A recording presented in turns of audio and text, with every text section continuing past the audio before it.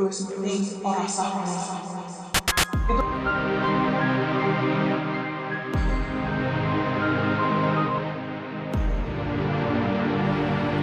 the most interactive show on Toro Radio.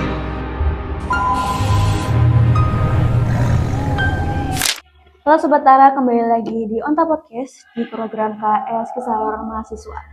Saat mata kuliah berakhir, disitulah kisah lain dimulai. Masuk dalam dunia lain kampus, di mana kisah-kisah gelap terungkap dari kegelapan dan suara-suara yang terdengar di balik malam yang menyapa. Siapkan nyali kalian karena kali ini aku akan bawa kalian ke sebuah kisah yang merupakan kisah biasa, tapi merupakan sebuah fakta yang mungkin disembunyikan. Awal mula kisah ini terjadi oleh seorang mahasiswa, sebut saja si A. Si A ini merupakan mahasiswa baru di sebuah kampus di Magelang. Si A ini mulai masuk kampus tahun 2022. Karena statusnya sebagai mahasiswa baru, si A ini wajib untuk tinggal di asrama. Asrama yang ditinggali oleh si A ini terdiri dari 3 lantai. Setiap lantainya ada beberapa kamar, lorong, tempat cuci, kamar mandi umum, dan juga balkon. Ada sebuah balkon di ruang tengah yang menghadap langsung ke hutan pinus dan juga jalan utama menuju asrama di kampus ini. Dan si A ini mendapatkan kamar di ujung timur, di mana kamar ini itu dekat dengan tangga menuju rooftop dan juga kamar mandi pojok. Kamar ini disebut oleh penghuni asrama dengan kamar terakhir. Meski begitu, kamar ini sangat sejuk, sampai beberapa tetangga kamar sering nongkrong di kamar ini.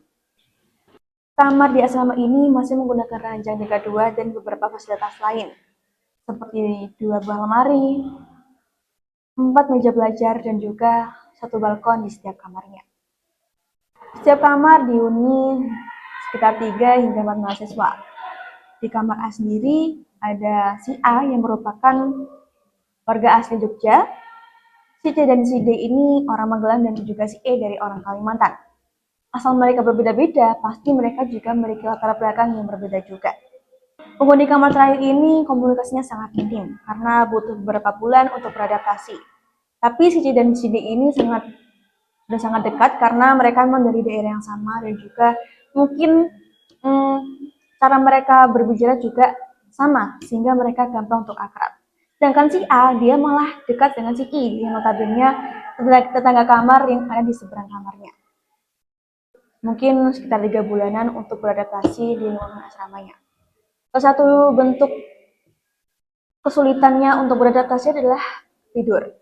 Si A ini sulit banget untuk tidur. Si A ini tidurnya mulai jam 1 ke atas, yang mana itu udah mepet banget sama waktu subuh dan juga dia harus jamaah di masjid kampus. Si A ini suka banget keluar kamar, tidur di kamar di lantai 2 ataupun tidur di kamarnya si I karena memang si A ini belum beradaptasi dengan kamarnya dan juga penghuni kamarnya. Kisah ini dimulai waktu pukul 1 malam ketika si A ini mencoba untuk tidur. Tapi dia dikagetkan oleh D dan E yang berjalan menuju balkon. Si A ini bingung, langsung bertanya kepada mereka, "Kalian mau nyari apa? Atau kalian emang kebangun terus ngadep ke balkon?" Tapi si D dan si E ini gak ada jawaban. Setelah si A ini bertanya beberapa kali kepada mereka dan tidak ada jawaban, si A ini memutuskan untuk tidur. Mungkin si A berpikir si D dan si E ini tidak menjawab pertanyaan karena mungkin hanya basa-basi, ingin lebih dekat dengan mereka. Besokan harinya, si A langsung bertanya kepada si E dan si D. Si E menjawab, "Gak pernah tuh aku bangun malam terus jalan ke balkon." Dia juga menjawab, "Enggak tuh, aku gak bangun tuh, ngapain juga ke balkon malam-malam." Jawaban mereka ini membuat si A semakin bingung. Dengan kebingungan tersebut, si A juga nanya ke si C.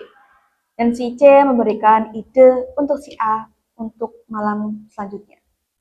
Si C berkata, "Nanti kalau kamu lihat mereka jalan lagi, kamu lihat dulu deh sebelumnya. Di ranjang mereka tuh ada mereka atau enggak."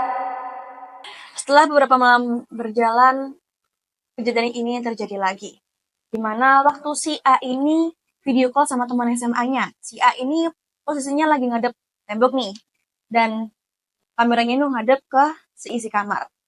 Teman SMA-nya nanya, "A, teman kamu belum pada tidur ya?" Si A ini bingung dan menunjukkan kameranya ke seluruh penjuru kamar. Nih, teman-temanku udah pada tidur kok. Si A juga semakin bingung. Dengan ide yang terbesit dari si C tadi, si A ini melihat si ide Zhang Jie berjalan lagi ke balkon. Tapi dia juga mengecek ranjang mereka. Ternyata si D dan si E ini lagi tidur. Lalu, yang bener nih siapa? Setelah kejadian tersebut, panggilan terputus. Dan si A nyoba untuk menghubungi si temannya tadi, tapi tetap nggak bisa. Di WA pun centang 1. Terus si A ini mutusin buat tidur, dan nutup matanya buat tetap tidur. Karena keadaannya begitu mencekam, buat si A ini sulit banget buat tidur. Akhirnya, si A ini turun dari kasurnya dan langsung gabung tidur sama si C. Si C ini bangun, tapi cuma ngeliatin doang sekelas ke A, langsung tidur lagi. Sebelum si A ini tidur gabung si C, ternyata si A ini juga mendapat bisikan dingin di telinganya. It was moving orang sahur. Keesokannya, si I, teman si A ini satu sakit, demam tinggi. Otomatis si A ini jenguk dong, sambil bawa makanan. Setelah jenguk dan si I ini tidur setelah minum obat, si A kembali ke kamarnya dan lanjut buat ngerjain tugas. Itu pukul 10 malam. Waktu dia ngerjain tugas, tiba-tiba pintu kamarnya diketuk. Tadi buka, ternyata si R. Si R ini teman kamarnya si I. Dan dia ngomong ke si A, A, kamu lihat I masuk sini nggak? Tadi aku kamar mandi sama si I. Tapi kok dia sampai sekarang nggak balik-balik? Itu adalah hal yang janggal bagi A. Tanpa pikir panjang, mereka langsung berlari keluar dan mencari si I ke seluruh penjuru asrama, tetapi tidak juga ditemukan. Hingga akhirnya si R berasumsi bahwa si I ini ada di rooftop asrama. Tapi si A ini beranggapan kalau si I ini ada di balkon lantai 3. Setelah mereka berpencar dan benar saja, si A ini menemukan si I yang ada di balkon lantai 3, di mana kakinya sudah bergoyang-goyang seperti orang. Tanpa pikir panjang, si A ini langsung teriak manggil si R, yang buat seluruh asrama ini bangun. Si A ini langsung turun ke bawah menghindari hal-hal yang nggak diinginkan. Dia nggak mau si ini jatuh. Dan akhirnya si R ini manggil pengurus asrama untuk membantu A menyelamatkan si I. Karena si I ini terlihat seperti orang yang kerasukan, otomatis si R ini manggil pengurus asrama yang paham tentang hal-hal yang seperti itu. Pada saat proses pengeluaran sesuatu hal dari tubuhnya si I ini, bukannya si I yang biasanya malah, kalau orang kerasukan tuh kan teriak-teriak, terus berontak. Si ini enggak. Si ini diem, matung, yang bikin si I ini makin khawatir. Dia terus berdoa, semoga si I tetap baik-baik aja.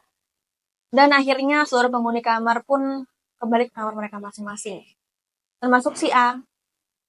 Dan akhirnya seluruh penghuni asrama kembali ke kamarnya masing-masing untuk lanjut tidur. Karena memang sudah larut malam dan juga mereka harus bangun besok pagi untuk salat subuh berjamaah.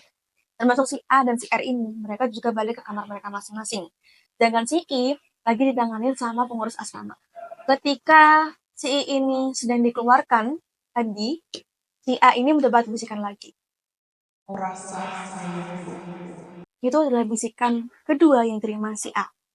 Bisikan dingin seperti yang ia terima pada hari sebelumnya. Setelah hari menjadi normal dan si I sehat kembali, kejadian tersebut tetap berulang beberapa kali. Tetapi para penghuni asrama menganggap hal tersebut hal yang sudah biasa karena mereka sudah beradaptasi dengan hal-hal yang janggal tersebut. Mulai dari benda yang bergerak hingga ada penghuni asrama yang melihat hal tersebut. Para penghuni asrama ini hanya bisa pasrah dan tidak menghiraukan gangguan-gangguan tersebut. Seakan-akan tidak terjadi apa-apa dan semuanya baik-baik aja. Itulah kisah si A, mahasiswa dari kampus di Magelang dengan cerita horornya selama ia hidup di asrama. Apakah ini fiksi atau kisah nyata yang disembunyikan? Hanya kegelapan yang tahu, Cok. Terima kasih telah mendengarkan Onta Podcast di program KHS, Kisah Horor Mahasiswa, di mana saat mata kuliah berakhir, disitulah kisah lain justru terjadi. Jangan lupa tetap waspada karena ada hal-hal yang gak kamu lihat kamu dalam kegelapan. Jangan lupa dengerin Onta Podcast di Spotify ataupun di YouTube-nya Tanah Radio. Sampai jumpa di episode selanjutnya.